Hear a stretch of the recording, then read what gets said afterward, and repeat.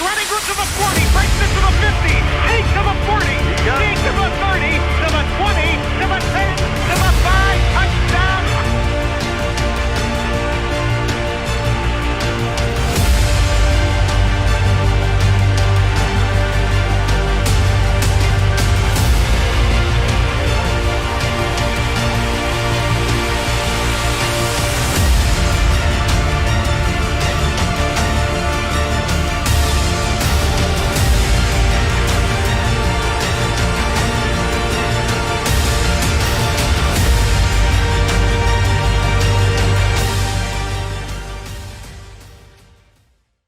So we're back with our third installment of One More Down podcast. Myself, Ron Allen Jr., Dallas Saunders, and we have the pleasure and the honor of having Mr. Julius Livas on with us today. Some of you may recognize Mr. Livas as a community figure and a leader. Some of the individuals out there may recognize him as a referee. You may have crossed paths through your time in the Bonnie Rogers League, playing local high school football, and many years as a college level referee and official. And if I'm correct, are you still working in that capacity in the replay booth? I am. I'm a communicator in the Big Ten for replay. Yes, sir. Now, those that are of that era of the 1960s, you know Julius Livas as the great southpaw quarterback, do-it-all multi-sport athlete out of Youngstown South High School, graduate 1967, two-time All-City. Oh, I'm sorry, sir. 1968, two-time All-City back, and three-year letterman out of South High School. How are you doing today, sir? I'm doing fine. I can't complain. I've been blessed, so still pretty much got my health intact, so I'm happy. That's great. And so your origin story starts off on the north side of Youngstown. You grow up transitioning over to the south side, growing up on Lakewood Avenue.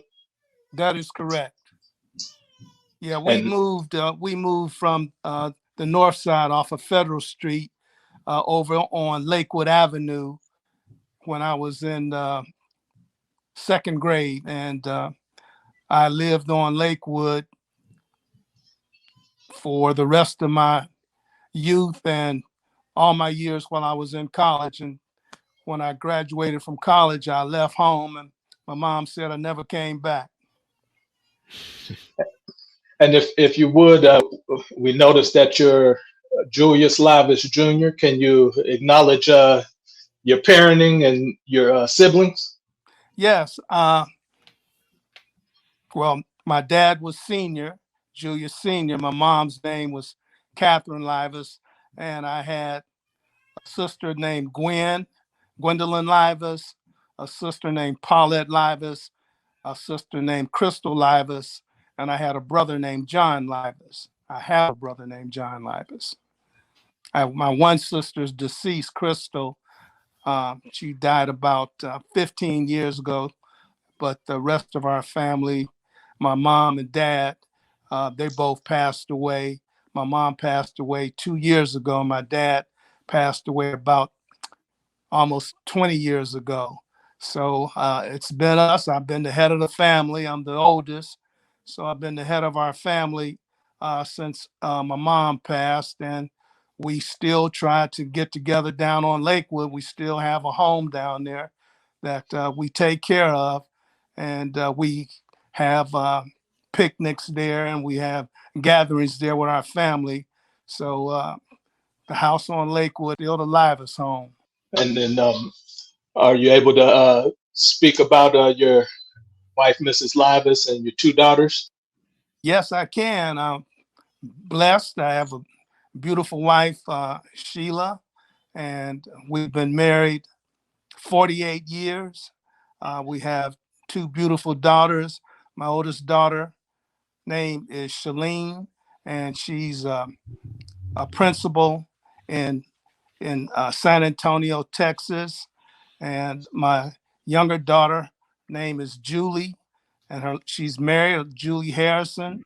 She's a financial analyst for Hewlett Packard, and she also lives in Bernie, Texas, right outside of San Antonio. Shalene graduated from Ohio State University, and Julie graduated from Notre Dame. That's tremendous. I'm Got glad to two hear they're little all grand. doing I well. got two little beautiful grandchildren, a little grandson and a granddaughter. Grandson name is Tyson, and granddaughter name is Julia. Yeah, I'm proud of him. My little grandson, 8 years old, he's already a tremendous athlete.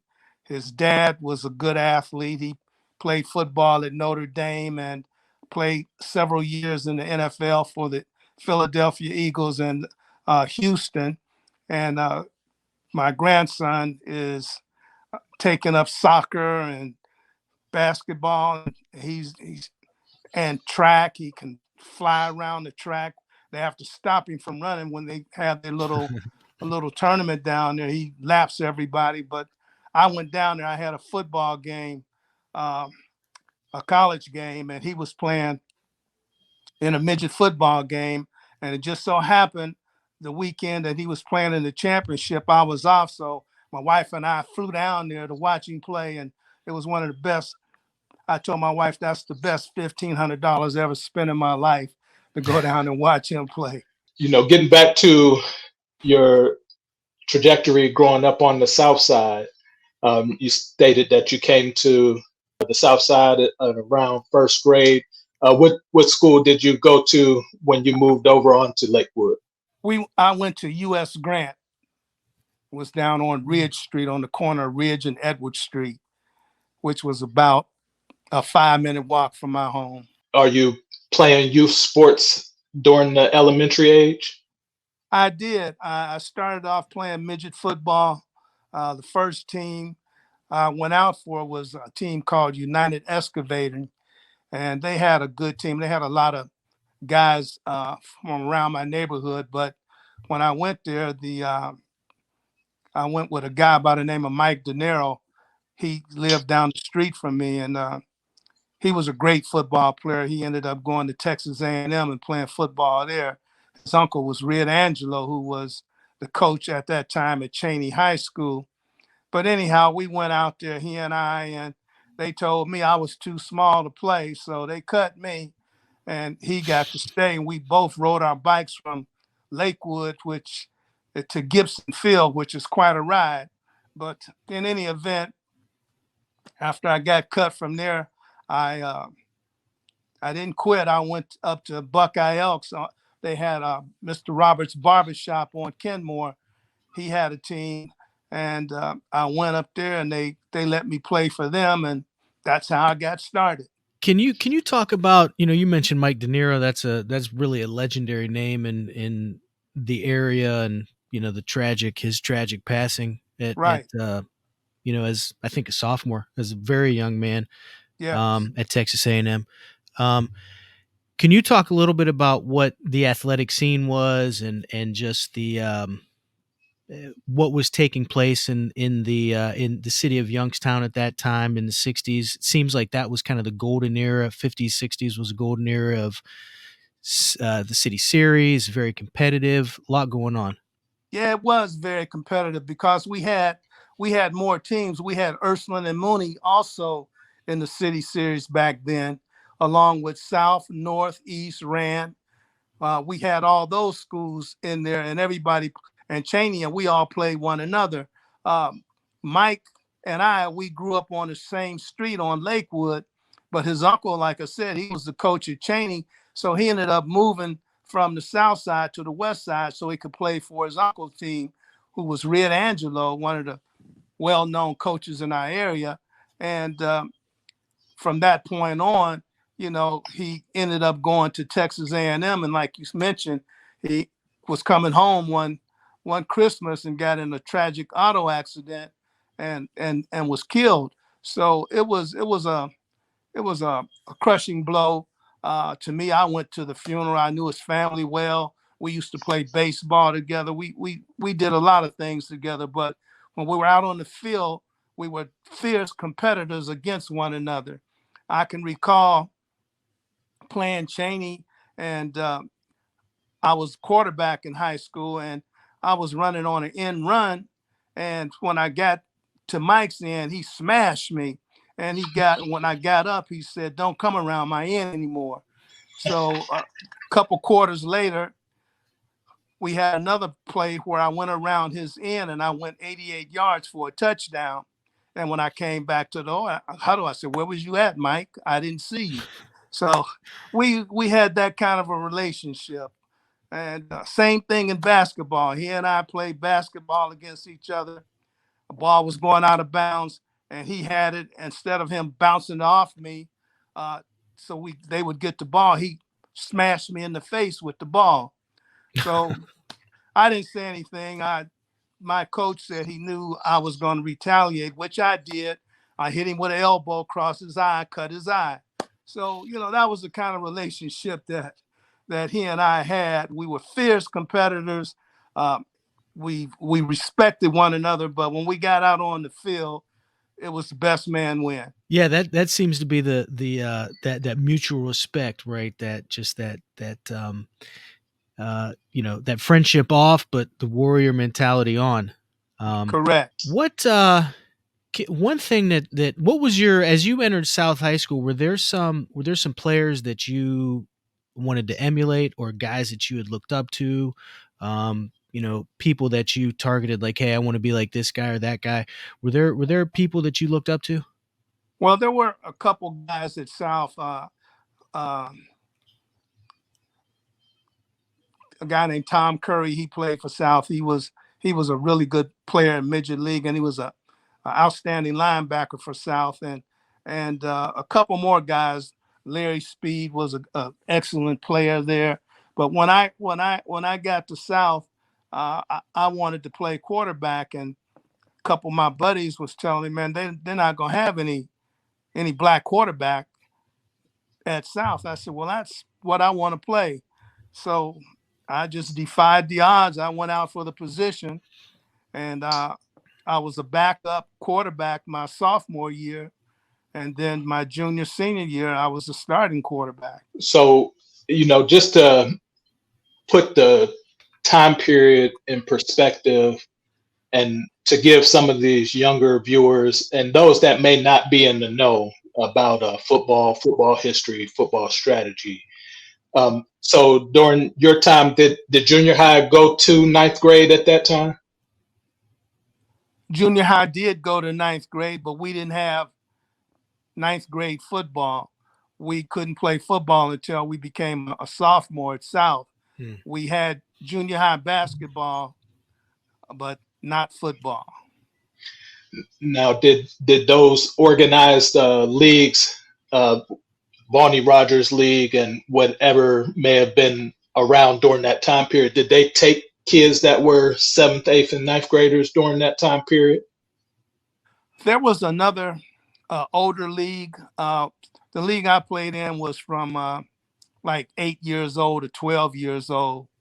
And then they had a 12 to 13-year-old or 14-year-old league, but I never got to play in that league. By that time, I was in junior high and playing baseball and basketball. Then I just went to high school and played on the varsity football team in high school. So you come out of Hellman Junior High School, entering South High School in the fall of '65?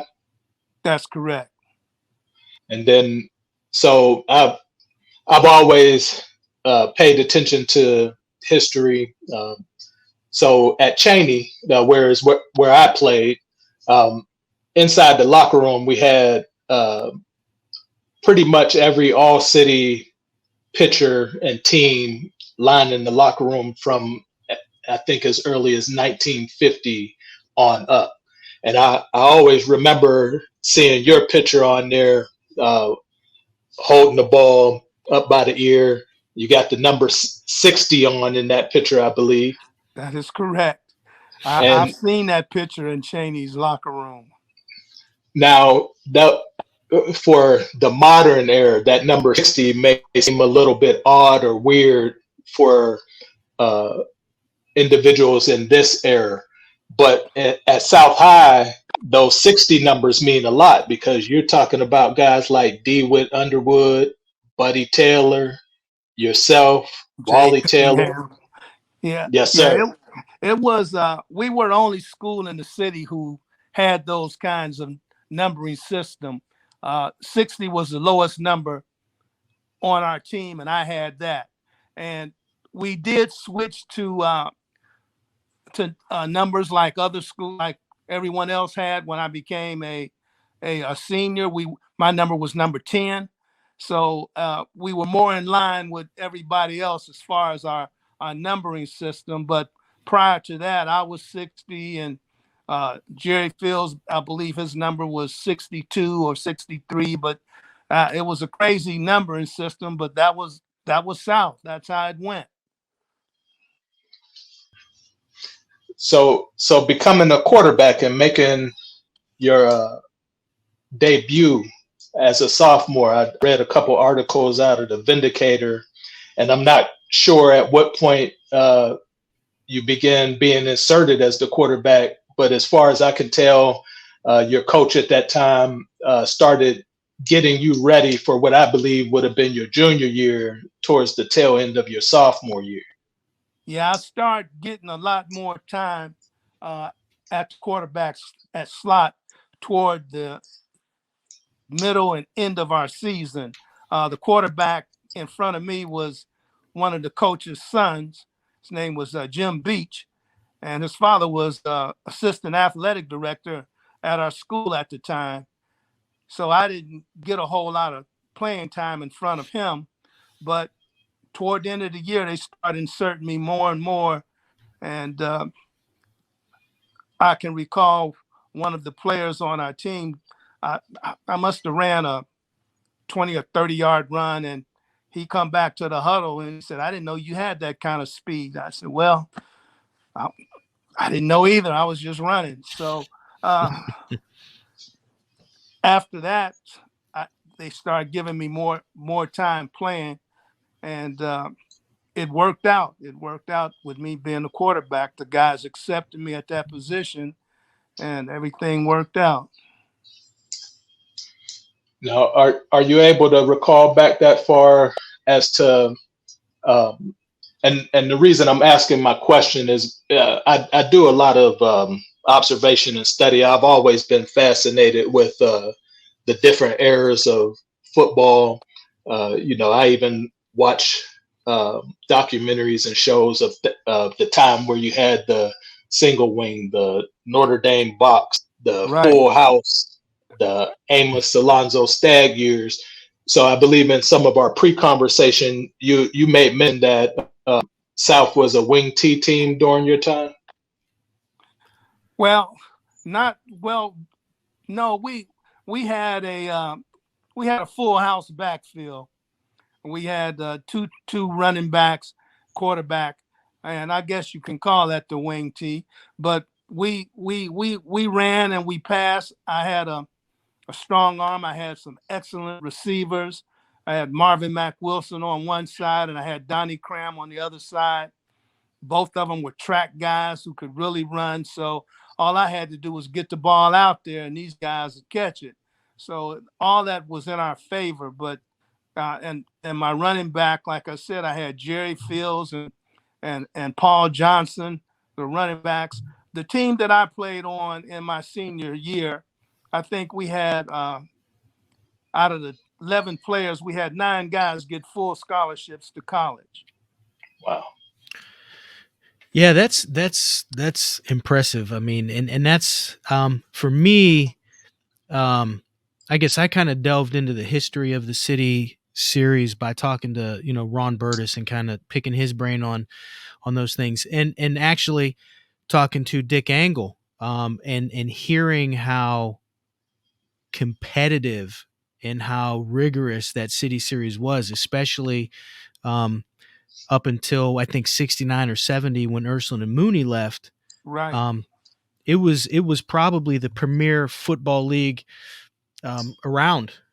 There And was no question in the Valley we had to have the Premier League because, all the teams in our league, when they did go out of the league to play games, teams we would beat up on other leagues, and got to the point where a lot of other leagues didn't want to play teams that were in the city series. so I have two questions, and the first one is so being that it's so competitive at that time, and you have 9 guys on your team that are getting college scholarships, and I think probably, correct me if I'm wrong, uh, many of the other schools were very similar, right? You have a lot of guys going to play college. Uh, Absolutely. what Absolutely. what did it mean to you as a player to be, recognized as an all city guy in a league like that? It was quite an honor. Like I said, playing in the city series with all of the competitive athletes that were on the various teams, and to be considered one of the better players in the city, to win an honor as a city series first team athlete, I was very proud of my accomplishment. And the second thing was, this is kind of circling back. This is a little segue. One of the things that's intrigued me when I've talked to Ron and Coach Engel was they always talked about the preview, right? The scrimmages before the season. For the season. And yeah, could you tell me a little bit about what that preview setup was like, or how that was done? Well, yeah, we all the teams in the city had a chance to get out and show what they had. We only got to play, I believe it was 1 quarter apiece. We go out and play 1 quarter apiece, and lo and behold, the team that we had to play was Cheney, and I can recall we ended up winning the game 8-6, and I scored the 2-point conversion for us to win that city series game. And I went around Mike De Niro's end, and I was told by his cousins and uncles that I was the only person that ever scored any points around his end during his career. So I was kind of happy about that, and the fact that I grew up with him and knew him so well. Just something that I always felt proud about doing. And was that like a was it, if I remember, was it like was it at South, or did it kind of rotate? No, it was at South. They usually always had it at South.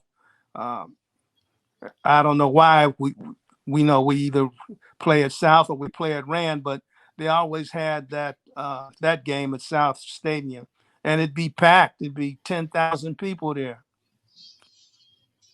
And that's, it's funny you say that, because I was Ron and I were doing some research, looking up some old articles, and you look at those articles from the Vindicators back in the 60s, 50s, 60s, 70s, it's 6, 8, 10,000 people at these games routinely.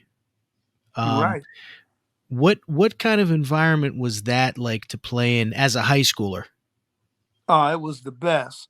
I mean, when you walk out on that field, you see people everywhere, and I always looked over to the left where they had the broadcast booth and looked at the fence, because my dad and all of his buddies always stood at the fence, and he walked up and down the field as we moved the ball up and down the field. He and his buddies walked up and down the field. So I always knew where he was at, because all I had to do was look over to my left, and I see him and his friends there. But the atmosphere was just electric. So you bringing up, your father and his friends. I'm glad you touched on that, because I think it's important just to magnify how solid Youngstown was during those years in terms of economics. nuclear families. You have Right. households led by tremendous fathers, very heavily involved fathers, and uh, element of discipline and respect that you had to follow and maintain if you were going to be out in the city, out in the neighborhoods. You did not want to have your name come back to your home saying that you had embarrassed yourself or acted out of turn or pocket during those days. You're exactly right. Yeah, it was to the point where uh, the majority of the guys on our team had come from a two-parent household. We may have had one or two guys who parents were separated or divorced, but I would say 90% of the players on our teams had come from a two-parent household, which led to stability. And we just that's the way it was back then. Everybody had a mother and a father. So, in saying that, do you feel that that stability, that economic dependence, as far as the steel mill industry, General Motors, downtown being a very vibrant center of economic commerce, you have lots of home ownership in Youngstown during that time. Do you think that that stability and that consistency at home allow the young men of that era to mature and become the best athlete that you could be at that time? I think so. What I look at is the fact that we all had good role models at home, and that gave us a comfort level to go out and do the best that we can do to make our parents proud, and that's what we done. And all the guys that I know that I hung around with, Jerry Fields, Bill Gathright, Raymond Griffin, Brian Hall, all these guys, we were all in the same Reggie Jones. We were all in the same boat, and this is how we got along. Everybody was content. We helped one another. We do whatever it took to lift one another up during a game or anything of that nature. And that basically is because we all had a strong family background. Now, in saying that, Youngstown has always been Youngstown. So it's not a place where you can be timid and be soft. No, it's not for And the meek and the mild, that's for sure. so, We so how was that time period as far as playing a team like East, playing teams like Cheney, and then your what I would think may have been your rival at that time, because you're the two beacon schools in the city, South and Rand. Well, Rand wasn't. They were a rival, but the strongest competition we got was from Cheney, Mooney, and Ursuline. We beat Rand, we beat East, we beat North, we beat up on those teams when I was in high school. We beat Mooney, but we struggle. You know, it's a battle, a dogfight. Same with Cheney, and the same with Ursuline. It would be a dogfight. Ursuline beat us my senior year. We beat them my junior year. So Mooney, we I don't think we beat Mooney at all. I think they beat us every year, but it was always close games, 2 point, 1 point, that type of game, less than 6 points in defeat.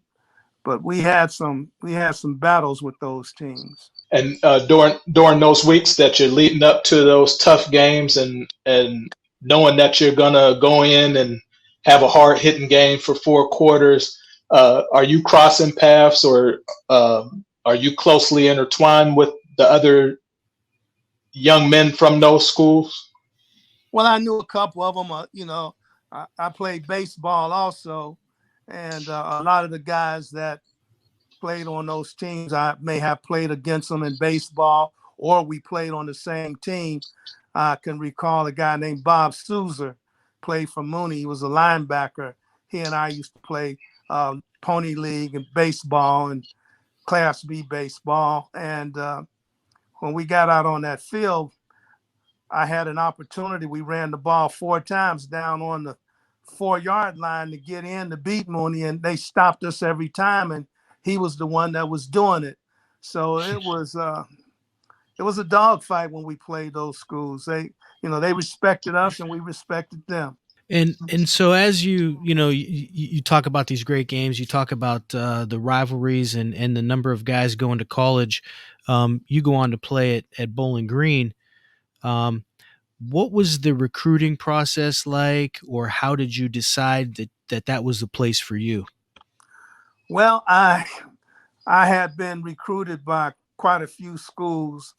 I had Joe Paterno from Penn State came to my home and tried to get me to go to Penn State, and Jerry Fields and myself, we were recruited by Notre Dame. They flew us down to Notre Dame, and I had a ton of college scholarship offers, the U.S. Army, the Naval Academy.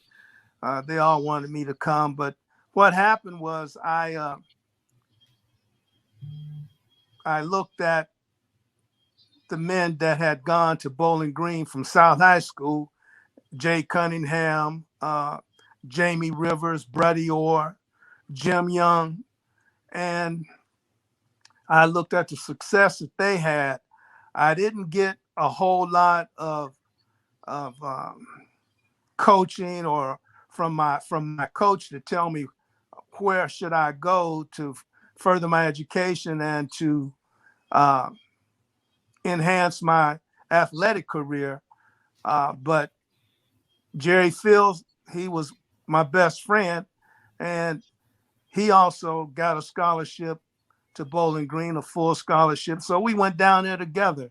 Say, what the heck? We might as well go down here together and play football down here. And that's what we done. We went down there together. We played 4 years together. We graduated together. So it all worked out. But in the scheme of things, I probably could have went to a larger school, but I'm satisfied. I'm not complaining. I got out of it what I put in it, so I'm okay with that. Now, as you're heading to Bowling Green, you finish up your career at South as a 9 or a 3-sport letter winner, 3 times in each sport.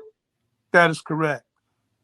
And so, just to touch back on, and this is me giving my perspective and my opinion of what I think of a person of your caliber for that time period. So you touched on that stability with family, the opportunity to interface with different individuals, and Youngstown being the melting pot that it is. You're playing with Italian guys, you're playing with Polish guys, Black guys, and I think when you're out there playing sports, it's that great equalizer where race doesn't matter, economics don't matter. If you have the will to compete, if you have the determination to get better, you can be successful and you can find a place and a role and some satisfaction out of playing sports. In saying that, you did your sports at an extremely high level. So during that time period, making All-City one time is a feat in itself because you have so many great guys that you're up against. It's at the behest of the coaching, the head coaches of the each team at that time, and then one of the sports writers. And you make All-City in football twice. You make second team All-Ohio as a guard in basketball with an 18.2 average and 6 rebounds per game. And to some, that might not seem like a big deal or shining statistics, but for a person like myself, I look at the fact that you're playing in an era with no 3-point line. It's a 32-minute game, and you're scoring 18 points a clip against great competition in that area. And then you're a great baseball player by all accounts. So what is it that drives you to compete in each of those sports at a high level and then maintain high grades, your class president, your National Honor Society. How do you balance those things? Because in this area, we see a lot of specialization, compartmentalization of talent. Baseball is bygone sport within the inner city in this era. But take us back to your time and those influences and that pathway, and if you can you paint the picture of what that looks like for a young man transitioning from high school in the late 60s going into the 70s? Well, like you said, I played all three sports, and I was fortunate enough to excel at all three and have opportunities to play baseball on a high level. I was offered a contract to play professional baseball, but I chose not to go that route because I wanted to go to college and play football. But the level of competition that I was up against back then was fierce. We had some tremendous athletes, and I enjoyed competing. I think that, excuse me, that was probably the biggest motivator for me, was the fact that I like to compete and I like to win. And I wanted to be a winner in whatever I did, sports, athletics, in the classroom. I wanted to shine in the classroom. And it just so happened I was blessed. God blessed me with a good mind that not only was used to play sports, but also for my academics, for me to go in and get good grades in school. And I really didn't have a whole lot of pressure from my parents about getting good grades, but all they wanted me to do was to be successful. My mom would always say, "You got to get you a scholarship to go to college. We can't afford to pay for you to go to college." And I used to tell her all the time, "Don't worry, Mom, I'm going to get a scholarship doing something." And lo and behold, I did. But that was the factor. I can recall I used to work in the steel mills in the summertime with my dad. And I can recall my last year before I left to go to college. He and I wore the same size shoes, and I had my steel toe shoes on. And when I came home that night, I said, "Dad, this is my last night. You can have these shoes because I won't be back anymore." And I never went back. And I gave him the shoes, and he wore them. So it was about growing up and accepting responsibility and doing the things that I needed to do to be a success, because I knew my parents, as much as I love them and as much as they love me, they couldn't afford to send me to college. They had four other mouths besides me to feed, and I was the oldest, so I had to get out there and do the best I could, and also to set an example for my siblings, so they would have a guideline how to go to college and how to do things right.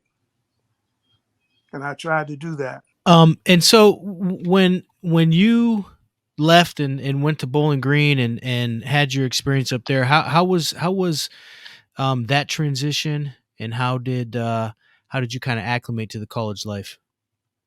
Well, it was kind of difficult at first because I wasn't used to being away from home and living on my own for the first time. But like I said, I was glad I had Jerry Fields with me, because several times I said, "Jerry, I think I'm gonna quit. I'm going back home," and he would pull on me and say, "No, we're not quitting. You're gonna stay here and do what you have to do."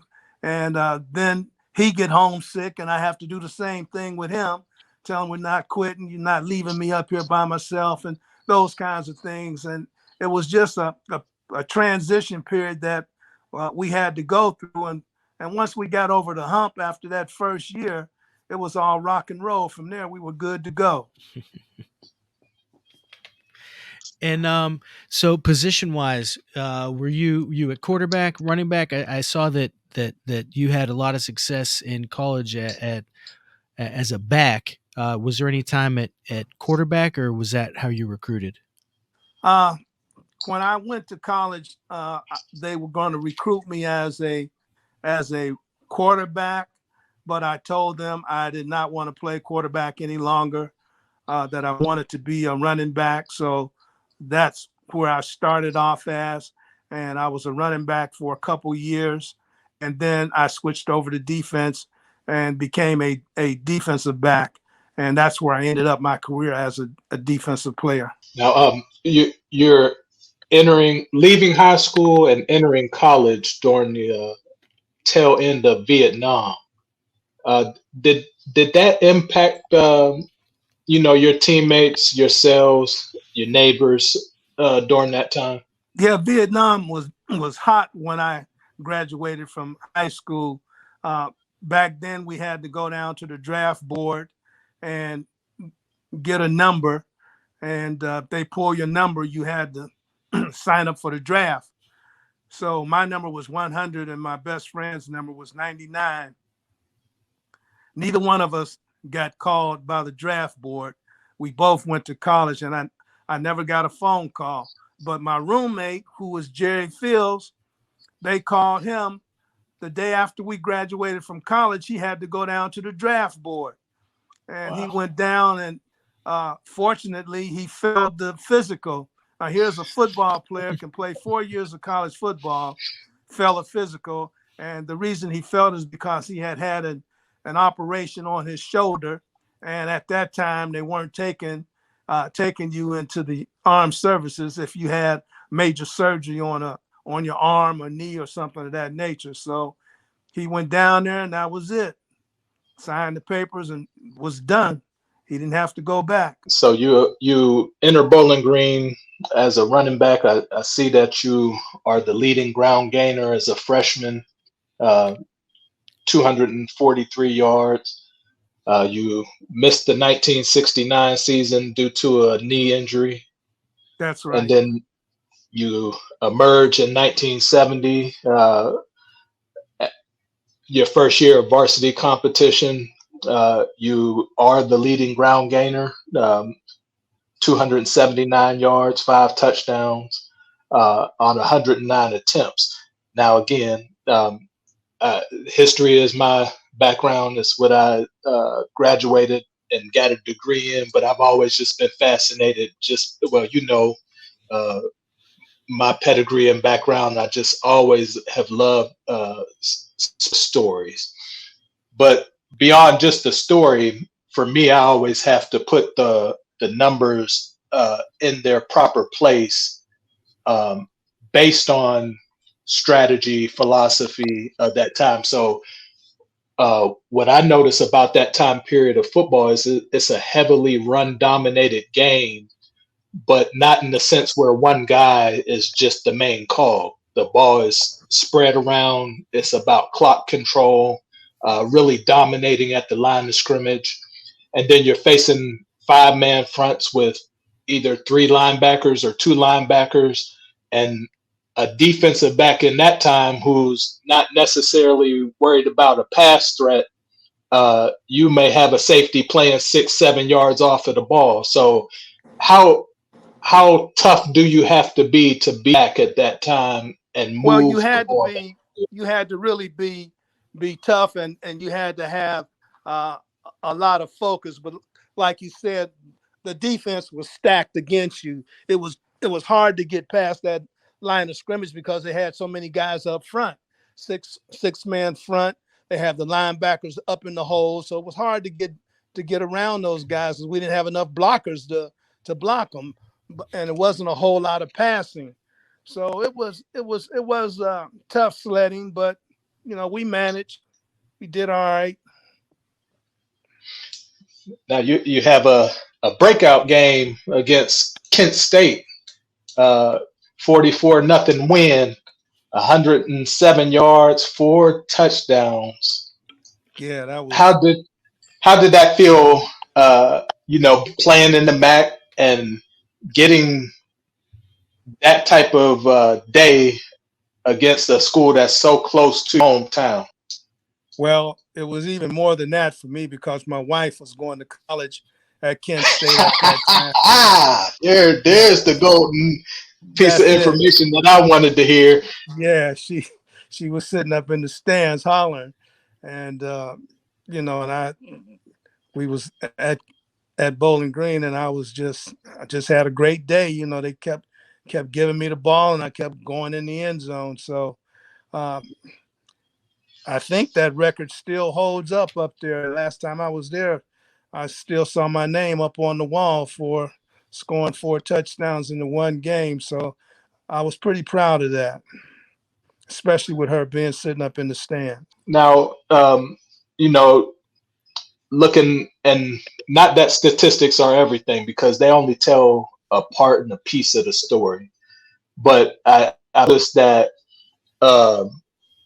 and maybe some of it is me trying to extrapolate and just understand um, the type of player that you were, not necessarily having the film to look at and dissect and break down, but being a football player since I was a kid, having the opportunity to coach and prepare and scheme, I understand some of the ins and outs of what it takes to be successful as a player. Now, for yourself, and your senior year of high school, um, you, you're a multifaceted player.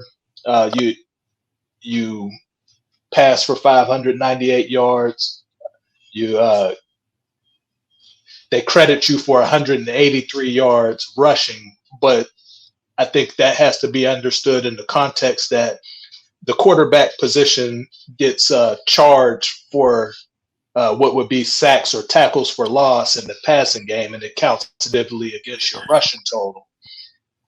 Now I'm seeing you show up in the paper all the time as making 50-yard runs, 60-yard runs, 80-yard runs.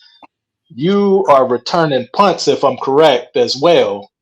Is that Right. accurate? That's They accurate. I did.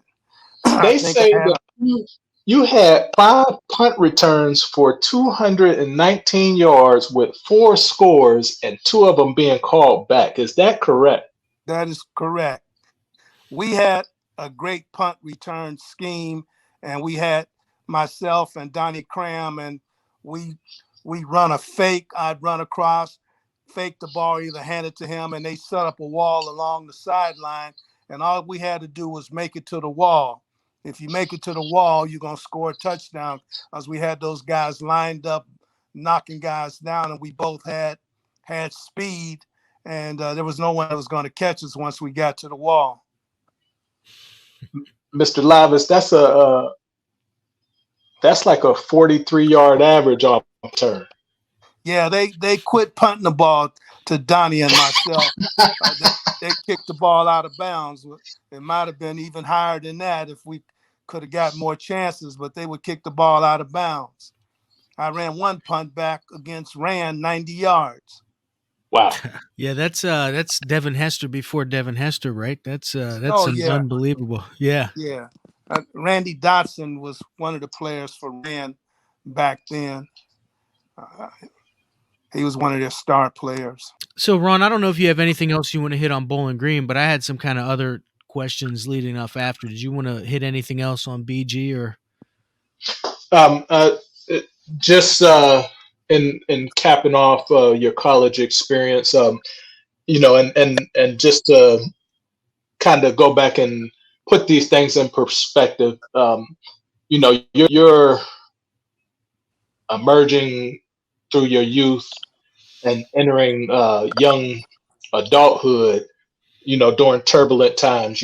You're a product of that generation of young men and women who are seeing some of the fruits of the civil rights movement. You're, experiencing Vietnam.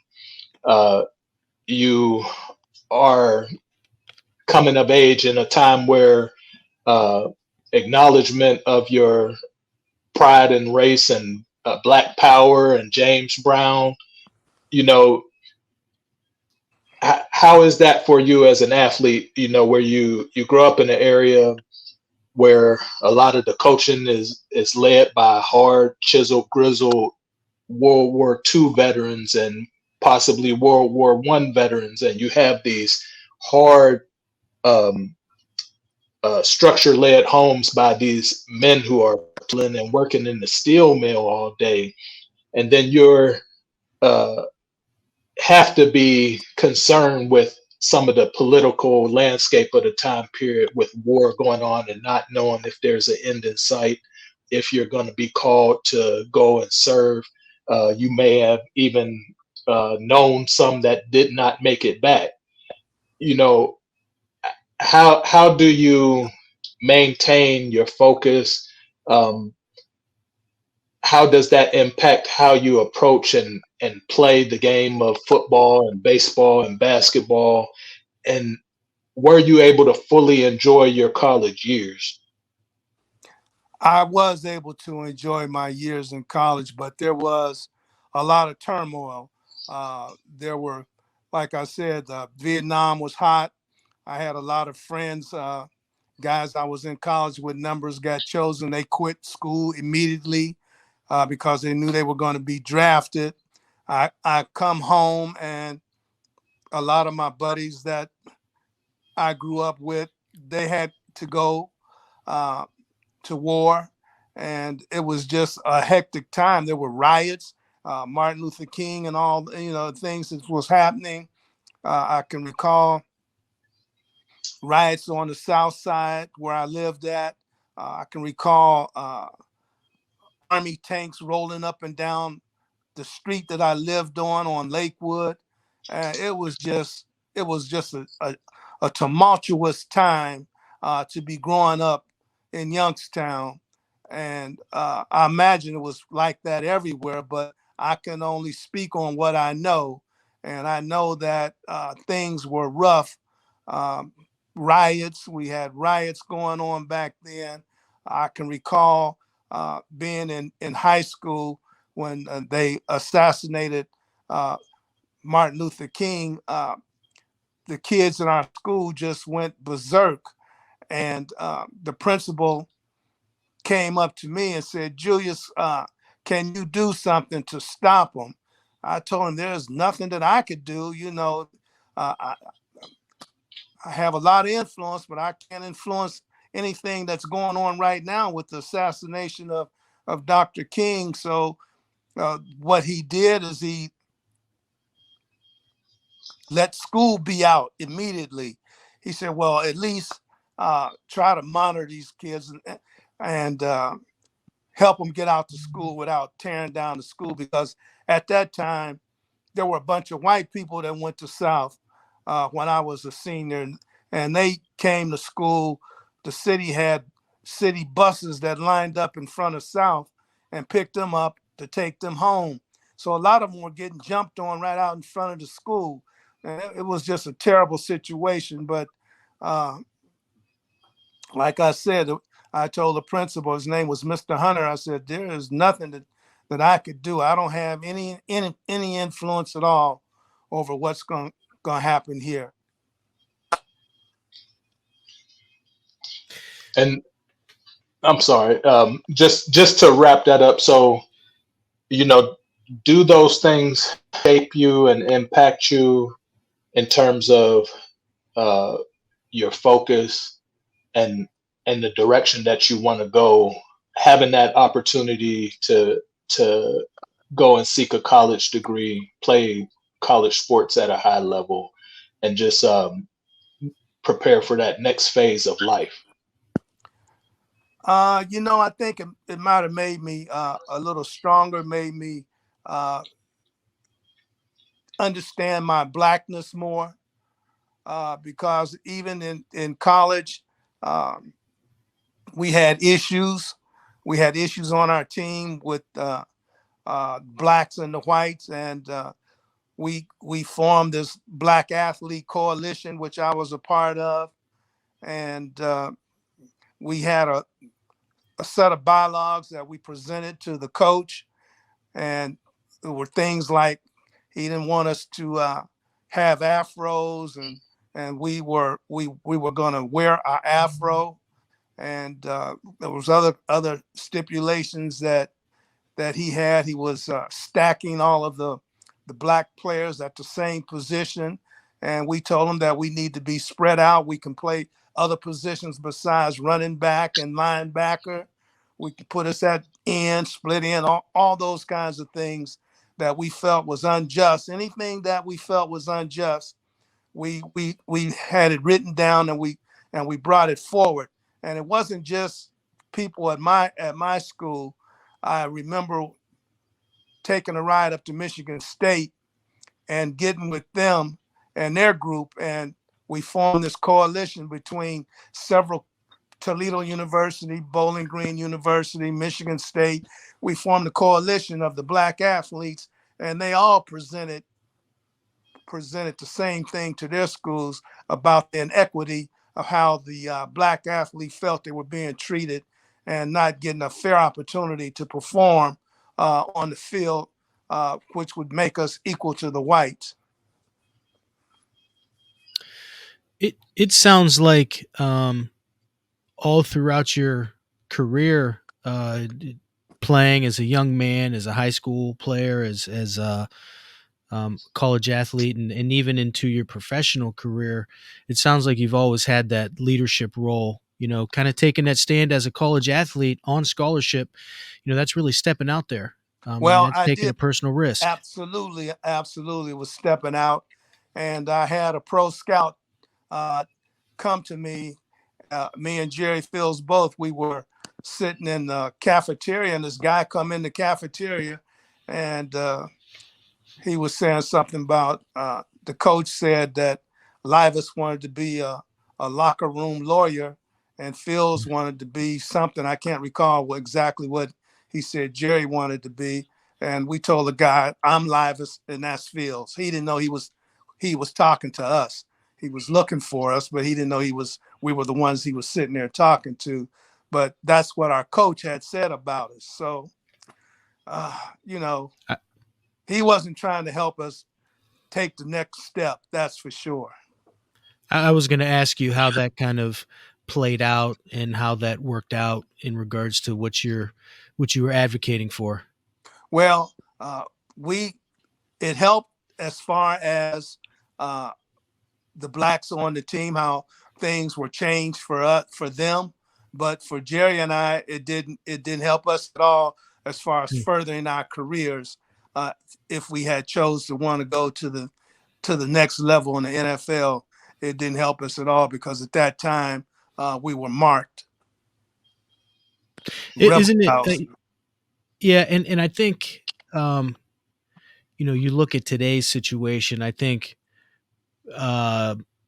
today's athletes, sometimes for good or for bad, are much better advocates or have much more opportunity to advocate for themselves, probably because of people like you and your teammates who stepped out and took that risk, and some paid a heavier price than others.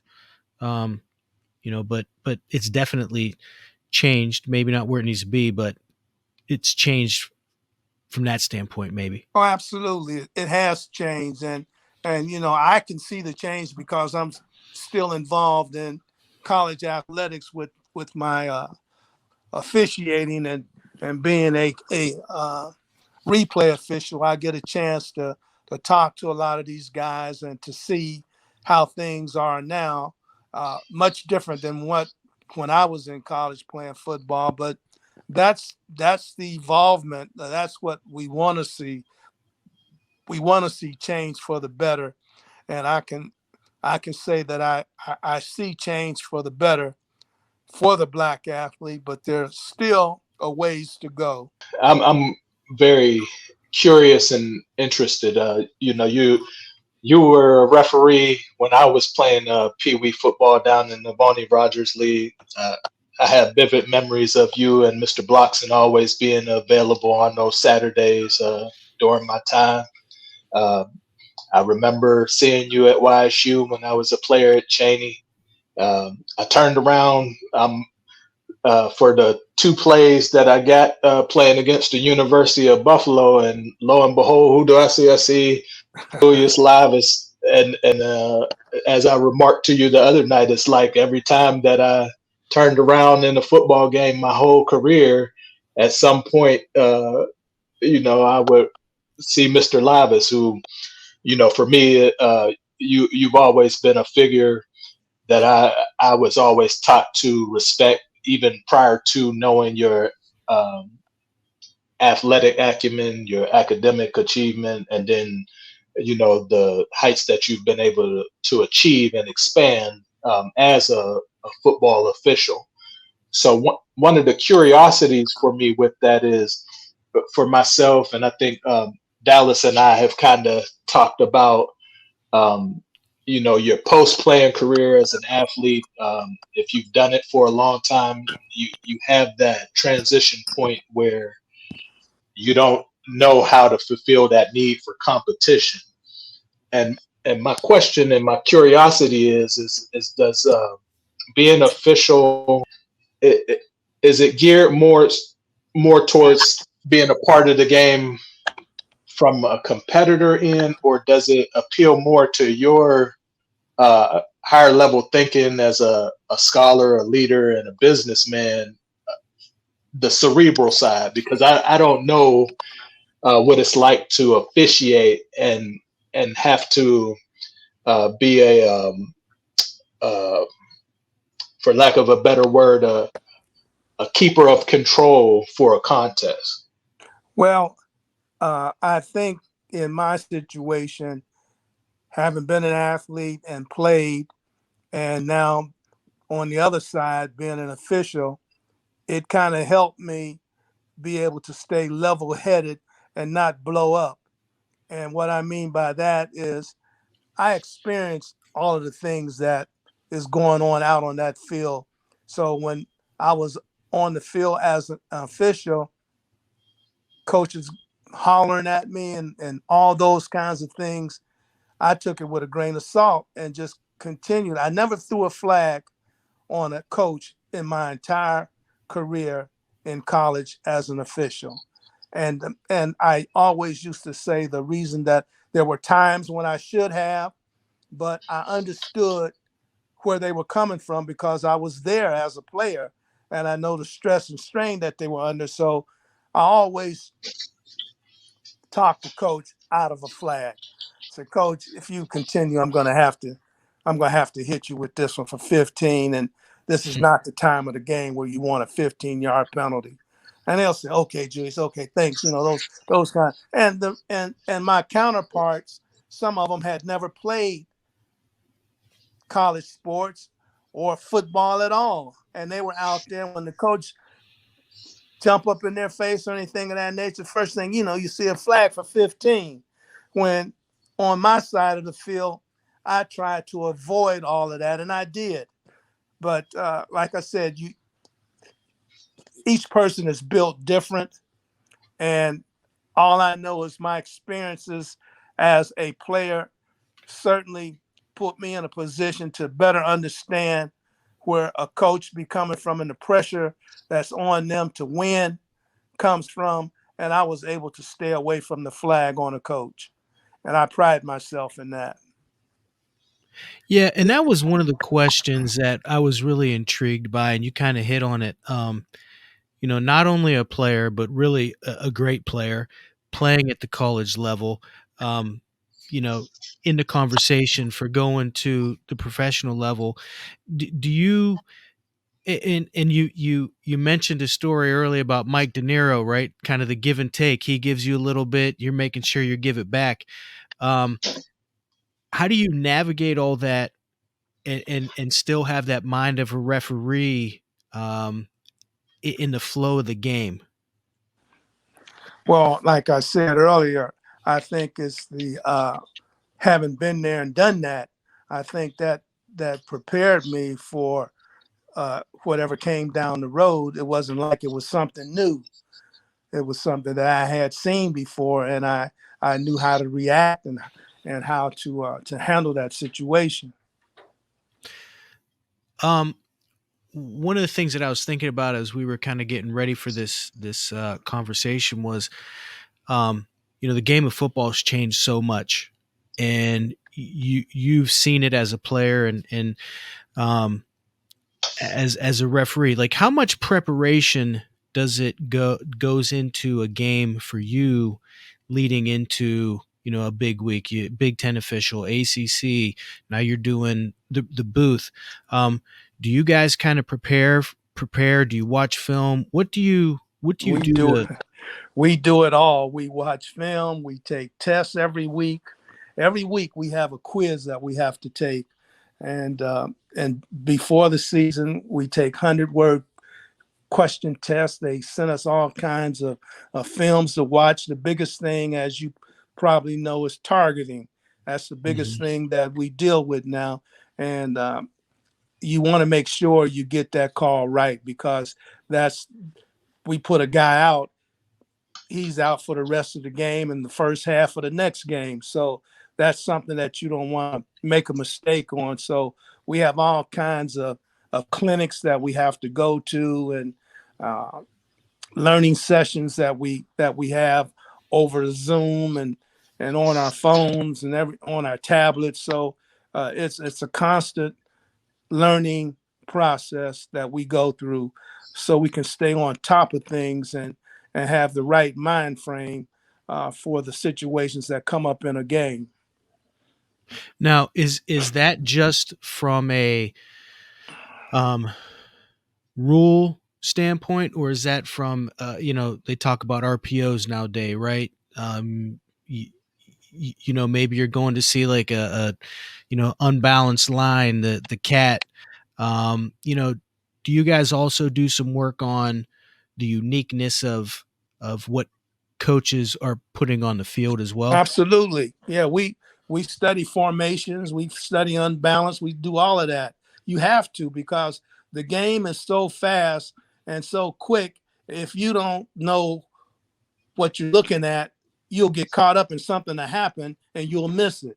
So we on top of everything that they do. Um, Also, what's the pressure like in some of those situations? I mean, you are refereeing some big time games, bowl games. Um, you know, there's a lot of finances at stake for these schools, for these coaches. Everybody's watching this. You guys have to feel that pressure as well. Absolutely. Yes, a lot on the line. And what they do is, they give us plenty of equipment to look at. We get maybe 16 screens that we can look at to try to dissect the play, if they to make sure that a knee was down, or there was a catch, or it was a fumble, or anything of that nature. We have the ability to look and see before we make a decision, which helps us be more proficient in what we're doing. So it works out. It's not easy, but we do have equipment. We do have the cameras on the goal line and high end zone, all those kinds of looks that we look at to help us make a decision before we rule on a play. Well, Mr. Livas, this has truly been a pleasure and a treat for me. You know, I respect the man that you are. Tremendous father, uh, civic servant, uh, leader, and a person that leads more by example than by force or words. Actions speak louder than words, and you are the epitome of that.